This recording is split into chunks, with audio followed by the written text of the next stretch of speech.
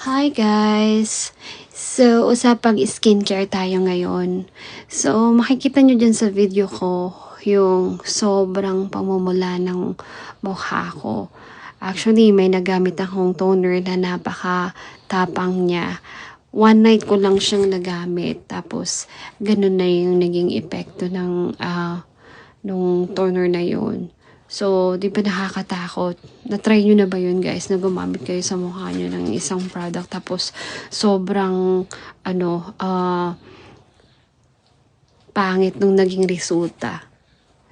So, gagawa talaga kayo ng paraan. So, nag-check ako online. Tinignan ko kung anong product yung maraming reviews nung mga product na yun. At sinubukan ko itong Korean product na to.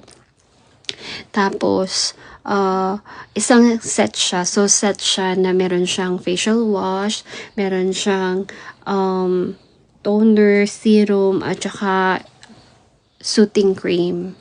So, trinay ko to at nagustuhan ko naman siya kasi first ko pa lang siyang nagamit, meron na siyang resulta. Tsaka, iba siya sa skin pag naano mo, malambot, tsaka smooth siya.